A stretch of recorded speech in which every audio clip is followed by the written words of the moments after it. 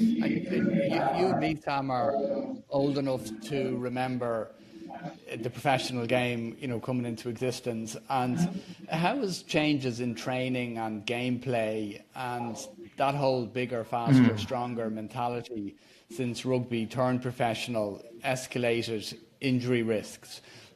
Because from reading your work, the game seems in some ways to have been changed to make it a bigger hitting game in the pro world, and this idea of celebrating physicality comes into it, almost to the point of promoting dangerous practices.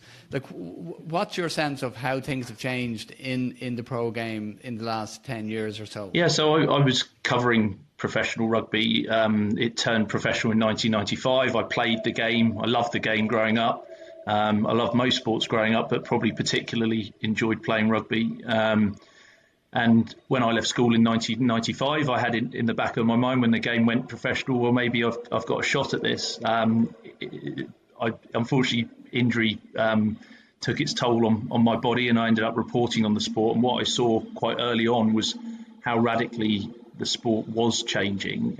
It was my job to kind of observe that change in many ways, observe the bigger picture. And you asked sort of early on when I first maybe became a campaigning journalist, but when I first started to think, hang on, there's a really serious problem here, was when we were witnessing week in, week out players getting knocked out. The players had changed physically, their training regimes had changed radically.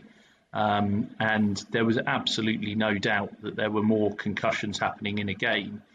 And they were getting so frequent that basically medics and physios couldn't cope with the number, and they were just being sent back on because if they'd taken every player off for every concussion, then ultimately they would have just run out of players. But really, the game was sped up intentionally. It was, and it continues to be so. In fact, recent changes were introduced very much designed at increasing ball in play time.